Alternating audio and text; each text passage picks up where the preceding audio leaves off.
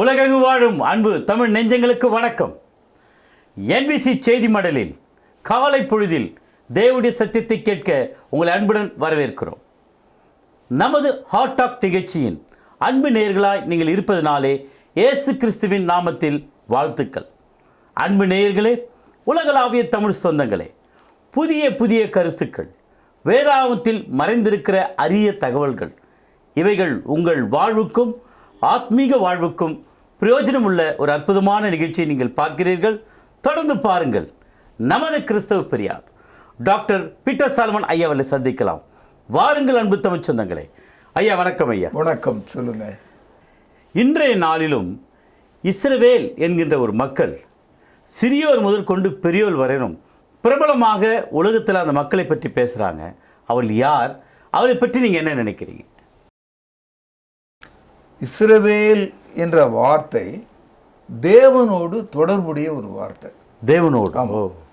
Israel connected with God. நீங்கள் இந்த Bible எடுத்து படிச்சீங்கன்னா பைபிள் முழுவதும் இஸ்ரவேலின் தேவன் அப்படின்ற ஒரு கருத்து 203 முறை வந்திருக்கிறது. அப்போ இஸ்ரவேல் என்று இந்த உலகத்திற்கிற சிறியோரும் பெரியோரும் இன்னைக்கு சொல்லும்போது அவர்கள் மனதில் ஒன்று உதிக்க வேண்டும். There is God. யாத்திரையாகமம் 6வது அதிகாரம் 2வது வசனத்தில் கர்த்தர் தமது பெயரை மோசே மூலம் இந்த இஸ்ரவேலர்களுக்கு சொல்லுகிறார். யெகோவா என்பது என்னுடைய நாமம். அப்போ இஸ்ரவேல் என்று சொன்னால் இஸ்ரவேலின் தேவன் என்பதை நாம் புரிந்து கொள்ள வேண்டும். அப்போ தேவன் என்ன செய்கிறார்னா, இந்த காலகட்டத்தில் உலகம் முழுதும் உள்ள 800 கோடிக்கு மேலான மக்கள் ஜீவனுள்ள தேவனை தெரிந்து கொள்ள துளியூண்டு ஜனமாகிய அந்த இஸ்ரவேலர்களை, இஸ்ரவேல் என்ற பெயரை அவர் பயன்படுத்துகிறார்.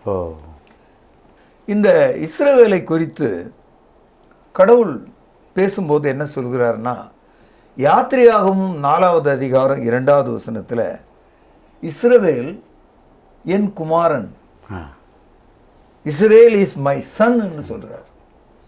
அடுத்தது நாம் தொடர்ந்து படிக்கும்போது ஓசியா 11வது அதிகாரம் 11வது வசனத்தில் மீண்டும் அந்த உறுதியை, இஸ்ரேல் இஸ் மை சன், இஸ்ரவேலர் என்னுடைய குமாரர் என்று சொல்கிறார்.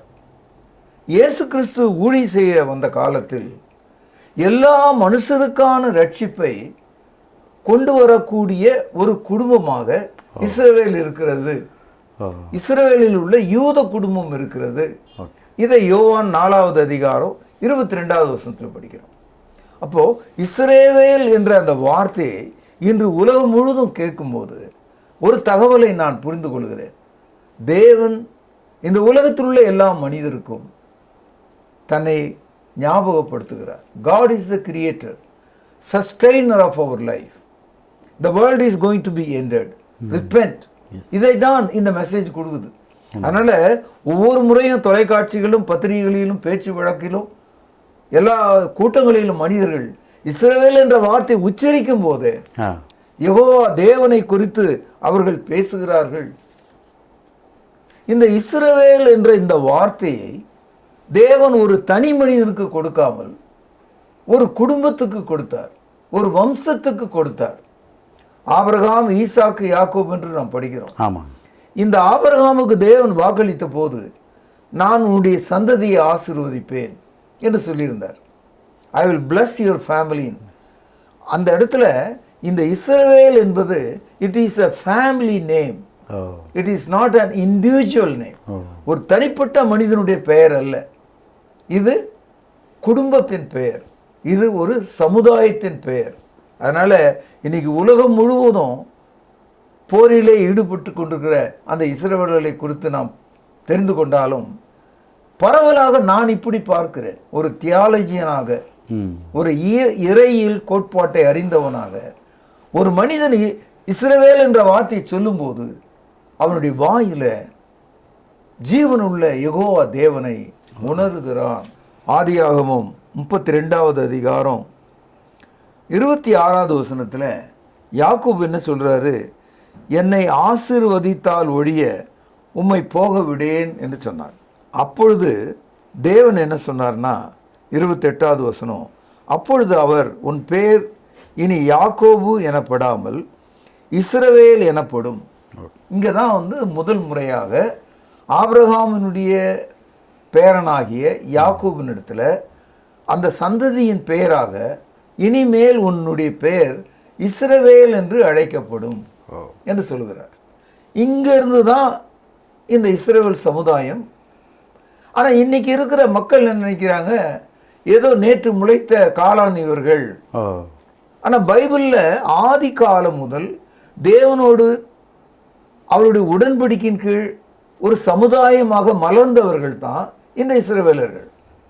உலகத்தில் எந்த ஒரு ஜனமும் தேவனுடைய நியாயப்பிரமாணத்தை பெறாத ஒரு காலத்தில் இவர்களிடத்தில் தேவன் நியாயப்பிரமாணத்தை கொடுத்தார்.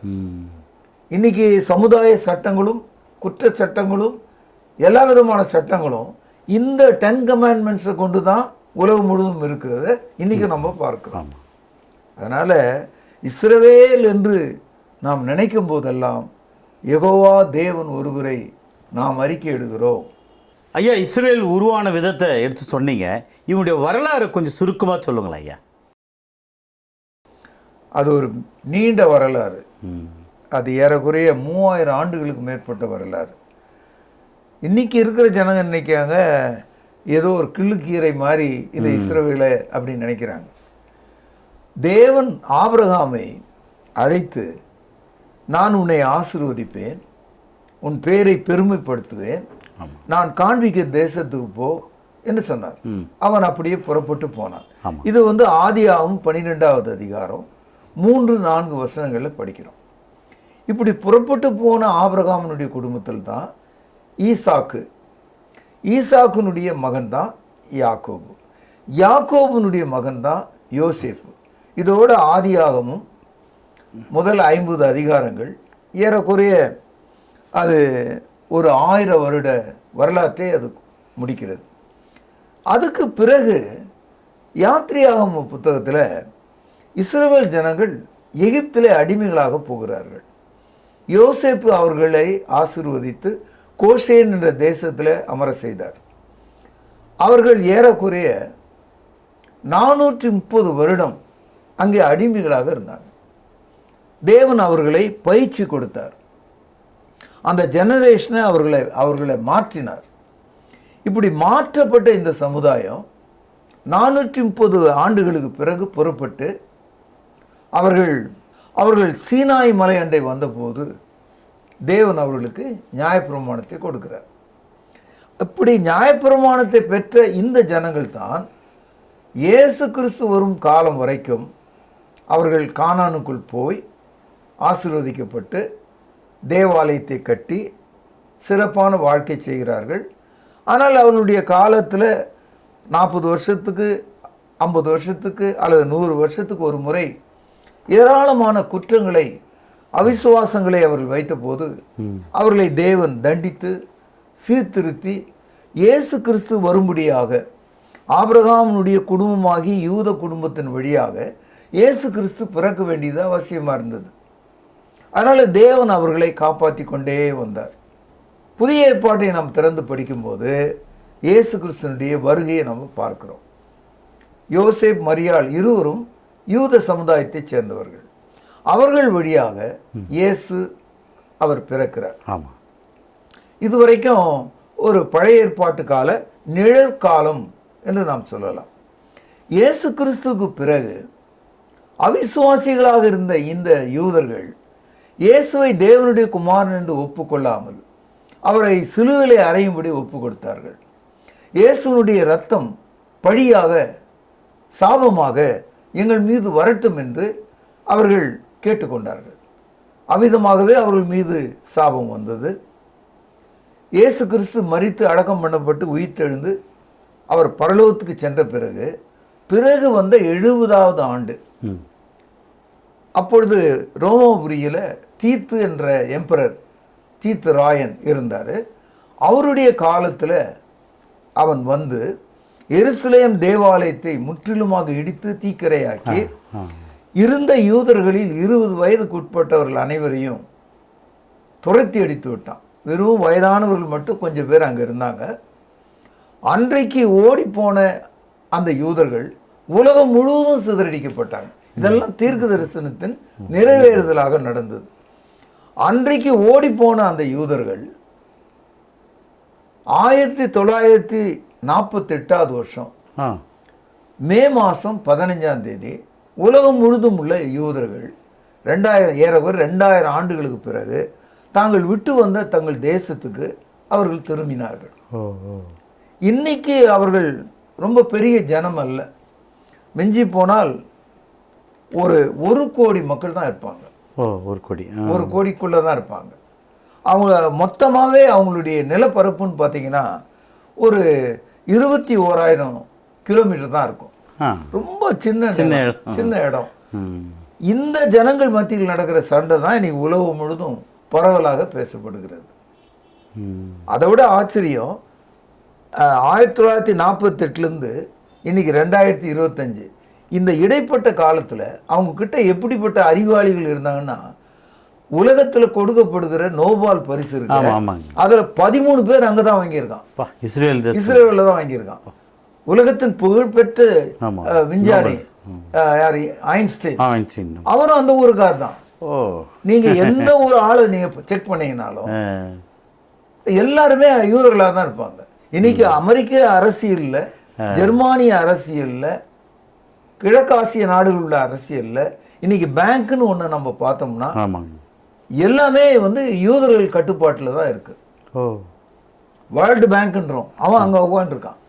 அதனால இஸ்ரவேலர்களை சொற்பமான ஜனங்களாக இருந்தாலும், சிறிய நிலப்பரப்பில் இருந்தாலும், அவர்களுடைய செய்கைகளெல்லாம் நீங்க பார்த்தீங்கன்னா, அதான் நான் சொன்னேன், 13 நோபல் பரிசு வாங்கியிருக்கான். பெரிய விஷயம்.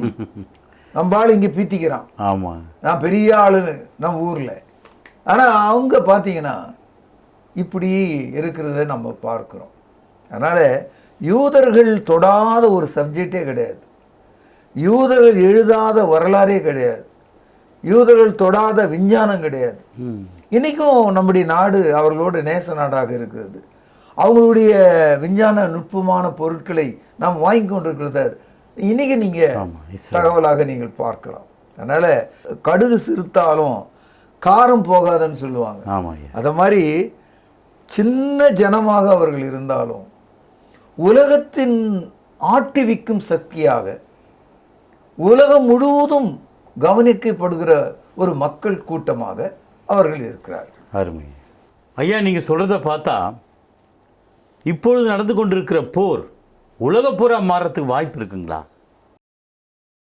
வாய்ப்பு இருக்கிறது. ஏன்னு கேட்டா, ஏற்கனவே முதல் 2 உலக போர்கள் முடிந்தது. ஆனா இப்பொழுது இருக்கிற போர் முறை பார்த்தீங்கன்னா, ஒரு மனிதன் இன்னொரு மனிதனோடு மோதுவது கிடையாது. ஒரு கண்டத்திலிருந்து மறு கண்டத்துக்கு ஏவுகணைகளை ஏவி தரைமட்டமாக அந்த தேசத்தை அழித்து கொண்டிருக்கிறாங்க. இதுதான் இப்பொழுது இருக்கிற போர்க்கலை. அதனால இப்போ ஹியூமன் வார்ஃபேர் கிடையாது, மனிதர்கள் மனிதர்களோடு மோதுவது கிடையாது.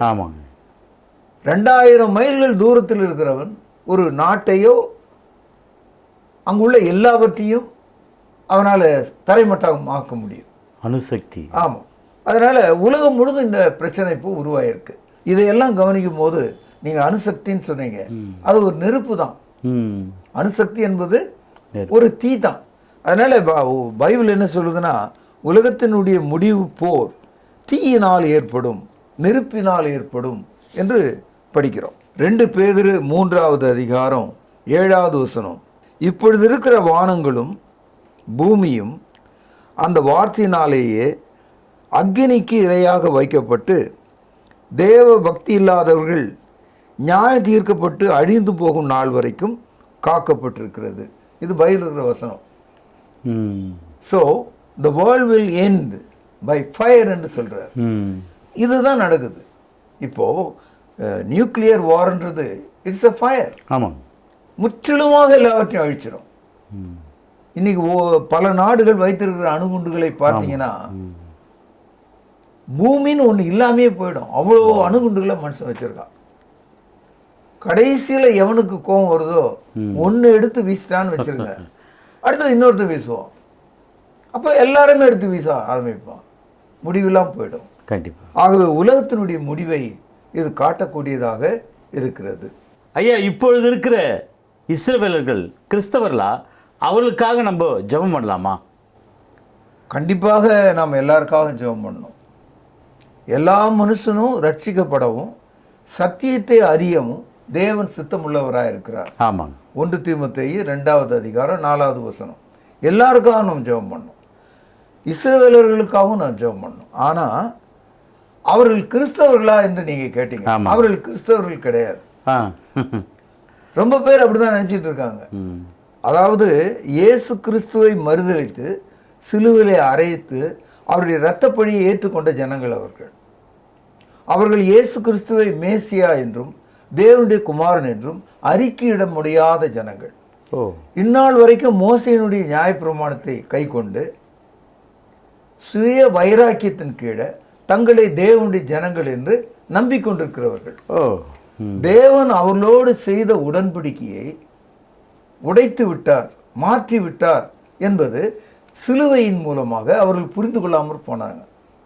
God made covenant with the children of Israel. It was lost, broken when Christ died on the cross. Christ is the end of the law. பாருங்கள், ரோமர் 10வது அதிகாரம் 1 வசனம். சகோதரரே, இஸ்ரவேலர் ரட்சிக்கப்பட வேண்டும் என்பது என் இருதயத்தின் விருப்பமும் நான் தேவனை நோக்கி செய்யும் விண்ணப்பமாக இருக்கிறது. இதை பவுலடியார் இயேசு கிறிஸ்துக்கு பிறகு 68வது வருஷத்துல இந்த புத்தகத்தை எழுதும்போது எழுதுகிறார். அப்போ 68லயே இஸ்ரவேலர்கள் பாவிகள் என்று நமக்கு தெரியுது. அவர்கள் ரட்சிக்கப்பட வேண்டும் என்று தேவன் விரும்புகிறார். அவர் சபைக்கு எழுதுகிறார். அடுத்து பாருங்க 2வது வசனம். தேவனை பற்றி அவர்களுக்கு வைராக்கியம் உண்டு, அவர்களை குறித்து சாட்சி சொல்கிறேன், ஆகிலும் அது அறிவுக்கேற்ற வைராக்கியம் அல்ல. அன்னைக்கே சொல்றாரு, they are zealous for the name of God, but it is not according to the knowledge. அறிவுக்கேற்ற வைராக்கியம் இல்லை. இன்னைக்கும் அறிவுக்கேற்ற வைராக்கியம் இல்லாத மக்களை நாம பார்க்கிறோம். 3வதாக, எப்படி என்றால் அவர்கள் தேவ நீதியை அறியாமல் தங்கள் சுய நீதியை நிலைநிறுத்த தேடுகிறபடியால் தேவ நீதிக்கு கீழ்ப்படியாது இருக்கிறார்கள். இங்கதான் ஒரு முக்கியமான செய்தியை நீங்க பாக்குறீங்க. இயேசு கிறிஸ்து சிலுவையில் மரிக்கிறாரு, அது தேவனுடைய நீதி, மனிதனுடைய பாவ மன்னிப்புக்கான பிராய சித்தம். அது இந்த நீதியை அவர்கள் விளங்கி கொள்ளாமல் தங்களுடைய சொந்த நீதியை, கர்வத்தை, தங்களுடைய மதத்தை அவளுடைய நம்பிக்கையாக கொண்டிருக்காங்க. தங்களையே அவர்கள் நீதிமான்கள் என்று நினைக்கிறாங்க. இவ்வளவு நாளா இஸ்ரவேல் கிறிஸ்தவன் நினைச்சிருந்தாங்க. இல்ல. 4வது பாருங்க, விசுவாசிக்கிற எவனுக்கும் நீதி உண்டாகும்படியாக கிறிஸ்து நியாயப்பிரமாணத்தின் முடிவாய் இருக்கிறார். இந்த வசனத்தை இன்னைக்கு கிறிஸ்தவர்களே புரிஞ்சு கொள்ளாம இருக்காங்க. கிறிஸ்தவர்களுக்கு பழைய ஏற்பாடு புதிய ஏற்பாடு என்ற அந்த வேறுபாடு தெரியாம போனதுக்கு இதான் காரணம். கிறிஸ்தவர்கள் மத்தியில் இயேசு கிறிஸ்து நியாயப்பிரமாணத்தின் முடிவா இருக்கிறார். சிலுவையோடு பழைய ஏற்பாடு முடிகிறது. அதனால தான் நமக்கு புதிய ஏற்பாடு கொடுக்கப்பட்டிருக்கு. பழைய ஏற்பாட்டையும் நம்ம படிக்கணும், அதனுடைய உதாரணங்களை நம்ம புரிந்து கொள்ளணும். அதே நேரத்தில் கீழ்ப்படிவதற்கான சட்டமாக the law of obedience New Testament தான் நமக்கு. அதனால இந்த வகையில் இப்பொழுது இருக்கிற யூதர்கள் சம்பந்தம் இல்லாத மக்கள், அவர்கள் புறஜாதியரை போன்றவர்கள் தான். அவர்களை தேவனுடைய ஜனங்கள் என்று நீங்கள் அழைக்க முடியாது. They are broken, finished. அப்படியானால் ஐயா, நீங்கள் சொல்கிறத பார்த்தா இஸ்ரவேலுடைய சமாதானத்துக்காக ஜெபியுங்கள் ஜெபியுங்கள்னாலாம் சொல்கிறாங்களே. யார் சொல்கிறாங்க? பெந்தகோஸ்துக்காரங்க மற்றும் பிரிவினை சபையாரெலாம் சொல்கிறாங்க ஐயா. அதற்காக காணிக்கும் திரட்டுறாங்க, கூடி வராங்க. இதெல்லாம் எப்படி நீங்கள் பார்க்குறீங்க? முதல்ல அந்த வார்த்தையே தப்பு. இஸ்ரவேலின் சமாதானத்துக்காகன்ற வார்த்தையே பைபிளில் இல்லை. ஐயோ, பைபிள் என்ன இருக்குன்னா, எருசலேமின் சமாதானத்துக்காக வேண்டிக் கொள்ளுங்கள். இது சங்கீதம் 122 6வது வசனத்துல இருக்கு. எருசலேமின் சமாதானம் என்று சொல்லப்படுவது சிலுவைக்கு முன்னால் வாழ்ந்த அன்றைய யூதர்களுக்கு தேவதாசனாகிய தாவீது இஸ்ரவேலர்களுக்கு சொல்லுகிறார். காரணம் என்னன்னா, எருசலேமின் சமாதானம் என்பது இயேசு கிறிஸ்து தான். இயேசு கிறிஸ்துவை சமாதான பிரபு என்று அழைக்கிறார்கள். இயேசு கிறிஸ்து எருசலேம்ல தான் சிலுவையில் அறையப்பட்டார். அதனால தான் நமக்கு தேவ சமாதானம் கிடைச்சது. இது ஒரு தீர்க்க தரிசன வசனம். இங்கே எருசலேமின் சமாதானம் என்பது இயேசுவை குறித்ததாக இருக்கிறது, தீர்க்க தரிசனத்தினுடைய நிறைவேறுதலாக இருக்கிறது. ஏசாயா 9வது அதிகாரம் 6வது வசனத்துல சமாதான பிரபு என்று இயேசுவை தான் சொல்றாரு. ஆனா நம்மளால இங்க உட்கார்ந்துக்கிட்டு காணிக்கைகளை சுரண்டிக்கிட்டு மக்களையும் குழப்பி இஸ்ரவேலின் சமாதானத்துக்காக அப்படின்னு இங்க ஒரு தொலைக்காட்சியில கூட்டமா உட்காந்துட்டு பேசிட்டு இருக்கான். பைபிள்ல இஸ்ரவேலின் சமாதானம் என்ற வார்த்தையே கிடையாது, எருசலேமின் சமாதானம். ஆனால் இந்த சமாதானத்தை பெற்றுக் கொள்ளாதவர்கள் இப்பொழுது இருக்கிற யூதர்கள். அவர்கள் இயேசுவிடத்தில் விசுவாசம் வைத்தால் இந்த சமாதானம் அவர்களுக்கு கிடைக்கும். ஐயா, இஸ்ரவேலில் தற்போது தேவாலயம் கட்டப்போகிறோம் அப்படின்னு உலகம் முழுவதும் இது மாதிரி காணிக்க வசூல் பண்ணி ஒரு தேவாலயம் கட்ட போகிறான்னு சொல்கிறாங்களே, இது எந்த நியாயமா? இதை பற்றி எனக்கு சொல்லணும் ஐயா நீங்கள். அதாவது சாலமோன் கட்டின தேவாலயத்தை முதல் முறையாக நேபுகாத் நேச்சார் இடித்து தள்ளினார். திரும்ப அதை எடுத்து கட்டினாங்க. ரோமர்கள் தீத்துராயின் காலத்தில் அதை முற்றிலும் தரைமட்டமாக இடிச்சிட்டாங்க. 2 முறை இந்த தேவாலயம் முடிஞ்சது. 3வது முறையாக கட்டப்போவதாக எந்த ஒரு வசனமும் எந்த ஒரு தீர்க்க தரிசனமும் புதிய ஏற்பாட்டில் இல்லை, கிடையாது. சரி.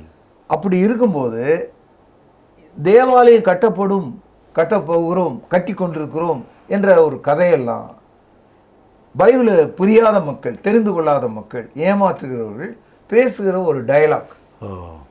காரணம், மனிதர்களுடைய கைகளால் கட்டப்பட்ட ஆலயத்தில் தேவன் வாசம் பண்ண மாட்டார் என்று தெளிவாக சொல்லப்பட்டிருக்கு. ஆமாங்க. இதை அப்போஸ்தலர் நடபடிகள் 7வது அதிகாரம் 47 படிக்கிறேன், கவனிங்க. சாலமோனும் அவருக்கு தேவாலயத்தை கட்டினார். ஆகிலும் உன்னதமானவர் கைகளினால் செய்யப்பட்ட ஆலயங்களில் வாசமாய் இரார்னா இருக்க மாட்டார். வானம் எனக்கு சிங்காசனமும் பூமி எனக்கு பாதபடியுமாயிருக்கிறது. எனக்காக நீங்கள் எப்படிப்பட்ட வீட்டை கட்டுவீர்கள் என்று நான் தங்கி இருக்கத்தக்க ஸ்தலம் எது என்று கேட்கிறார். இவர்கள் எல்லாவற்றையும் இதனுடைய கரம் உண்டாக்கவில்லையா என்று கர்த்தர் உரைக்கிறார் என்று தீர்க்கதரிசி சொல்லியிருக்கிறானே. அதனால் God cannot dwell in the temple made of human hand. மனித கரங்களால் கட்டப்பட்ட கோவில்களில், ஆலயங்களில் தேவன் வாசம் பண்ண மாட்டார். இதுதான் கிறிஸ்தவத்தினுடைய கொள்கை. ஒரு சபை கட்டடத்தை பார்த்து இதுல கடவுள் இருக்கிறான்னு சொல்லக்கூடாது. அது வெறும் கட்டடம் தான், நாம் கூடி வருவதற்கான கட்டடம். பைபிள் சொல்லுது, நீங்களே தேவனுடைய ஆலயம் என்றும் தேவனுடைய ஆவி உங்களில் வாசமா இருக்கிறார் என்றும் அறியாது இருக்கிறீர்களா? 1 கொரிந்தியர் 6ஆம் அதிகாரம் 19வது வசனம். 1 கொரிந்தியர் 3வது அதிகாரம் 16வது வசனம். அதே போல 1 கொரிந்தியர் 6ஆம் அதிகாரம் 19ஆம் வசனம். இந்த 2 வசனத்தில் every Christian is a temple of God. ஒவ்வொரு கிறிஸ்தவரும் பரிசுத்த ஆவி வாசம் செய்கிற தேவனுடைய ஆலயமாக இருக்கிறார்கள். ஆமாம். அப்படியானால் ஐயா, கிறிஸ்தவர்களை புதிய ஏற்பாட்டின் சத்தியத்தின்படி வேதாகம் எப்படி ஐயா பார்க்குது? ஒவ்வொரு கிறிஸ்தவரும் எருசலேமாக இருக்கிறான். மேலான எருசலேமாக இருக்கிறான். இதை கலாத்தியர் 4வது அதிகாரம் 26வது வசனத்தில் படிக்கிறோம். மேலான எருசலேமோ சுவாதீனம் உள்ளவள், அவளே நாம் எல்லாருக்கும் தாயானவள். அந்த எருசலேம் அல்ல, விசுவாசிகளாகி நாம் தான் இன்னைக்கு எருசலேமாக இருக்கிறோம். அது மாத்திரமல்ல, கலாத்தியர் 6வது அதிகாரம் 16வது வசனம், இந்த நியாயப்பிரமாணத்தின்படி நடந்து வருகிறவர்கள் எவர்களோ அவர்களுக்கும் தேவனுடைய இஸ்ரவேலர்களுக்கும் சமாதானமும் இரக்கமும் உண்டாயிருப்பதாக. இப்போ கிறிஸ்தவர்கள் எருசலேமாக இருக்கிறார்கள், கிறிஸ்தவர்கள் இஸ்ரவேலர்களாகவும் இருக்கிறார்கள். இந்த இடத்துல கிறிஸ்தவர்கள் இஸ்ரவேலர்களாக இருக்கிறார்கள் என்று சொல்லும்போது தேவனுடைய இஸ்ரவேலர்களாக இருக்கிறார்கள். ஓ அப்போ இன்னைக்கு இஸ்ரவேலர்கள் என்று அவர்களை அழைத்துக் கொள்ளலாம். ஆனால் கிறிஸ்தவர்கள் ஒவ்வொருவரும் மேலான எருசலேமாகவும் தேவனுடைய இஸ்ரவேலர்களாகவும் நாம் இருக்கிறோம். இதுதான் புதிய ஏற்பாட்டு போதனையாக நம்ம வேதத்தில் படிக்கிறோம். ஐயா, மேலான இஸ்ரவேலர் சொல்றீங்க, எருசலேம்னு சொல்றீங்க. எப்படி மேலான இஸ்ரவேலராக மாற முடியும் ஐயா? அதாவது புதிய ஏற்பாட்டு வசனத்தின்படி தேவனுடைய வசனத்தை கேட்டு விசுவாசித்து மனம் திரும்பி இயேசுவை தேவனுடைய குமாரன் என்று அறிக்கையிட்டு பாவ மன்னிப்புக்கென்று ஒருவன் ஞானஸ்தானம் எடுத்துக்கொண்டால் கிறிஸ்துவனுடைய வார்த்தையின்படி அவன் மேலான எருசலேமாகவும் தேவனுடைய இஸ்ரவேலனாகவும் மாற்றப்படுகிறார். இதுதான் புதிய ஏற்பாட்டு சித்தாந்தம். ஐயா, இன்றைய என்பிசி செய்தி மடல் ஹாட் டாக் நிகழ்ச்சியில் இஸ்ரவேல் மக்களை பற்றின ஒரு அரிய தகவல்களையும் அவருடைய தோற்றம் என்ன, அவருடைய வாழ்க்கை முறை என்ன, இன்று யார் இஸ்ரவேலர் என்ற அரிய தகவல்கள் எடுத்து சொன்னீங்க. மிக்க நன்றிங்க ஐயா. வணக்கம். என்ன நேயர்களே, இன்றைய என்பிசி செய்தி மடல் நிச்சயம் உங்களுக்கு பிரயோஜனமாய் இருக்கிறது என்று நம்புகிறேன். தொடர் நிகழ்ச்சியை பாருங்கள், அநேகருக்கு இந்த நிகழ்ச்சியை அறிமுகம் செய்யுங்கள். அதுவரை உங்களிடமிருந்து விடைபெறுவது உங்கள் அன்பு அறிவிப்பாளன் சார்லஸ் எஸ் குணசேகரன். நன்றி, வணக்கம். அன்பானவர்களே, புதிய ஏற்பாட்டு தொழுகைக்கு திரும்புங்கள். இடம் YMCA வளாகம், ஹைகோர்ட் எதிரில், பிரதி ஞாயிறு காலை 11 மணி அளவில் அன்புடன் அழைக்கிறோம். Come and worship with us every Sunday at 11 AM, YMCA Hall, opposite High Court, Parish Corner. கர்த்தாவே, தேவர்களில் உமக்கு பானவர் யார்? வானத்திலும் பூமியிலும் உமக்கு பானவர் யார்? உமக்கு பானவர் யார்? உமக்கு பானவர் யார்? வானத்திலும் பூமியிலும் உமக்கு பானவர் யார்? வானத்திலும் பூமியிலும் உமக்கு பானவர் யார்? தொடர்பு கொள்ள வேண்டிய முகவரி: திருமறை நேரம், 58 சர்ச் தெரு, குமரன் நகர், சென்னை 6,82,000. தொலைபேசி எண் 044255008882. செல்போன் 9385500882.